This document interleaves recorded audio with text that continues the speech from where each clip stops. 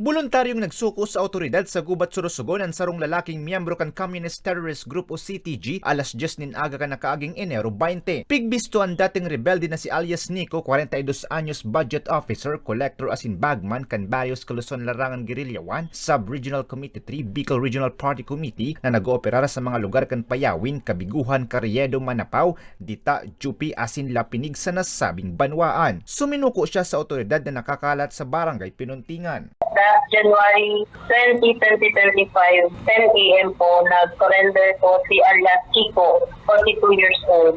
And farmer resident po siya ng Ichopangi, Barangay Payawin, Gubat, Sorsogon.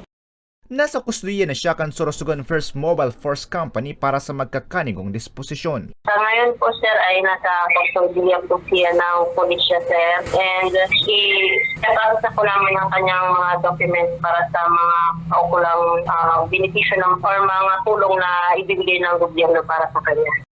Mientras tanto, pasado alas 3 manin hapon kan kaparehong aldaw, voluntaryo man na suminuko sa Kasiguran Municipal Police Station ang sarupang miyembro kan rebelding grupo sa Kasiguran, Sorsogon. Pigbisto siyang si alias Ali na miyembro kan Sub-Regional Committee 3, Kilusang Larangan Guerrilla 1 BRPC. Kapwa ipapasairarom sa Enhanced Comprehensive Local Integration Program o ECLIP kan gobyerno ang duwang dating rebelde. Para sa mga baratang Tatak Bicol, Ariel Obeya.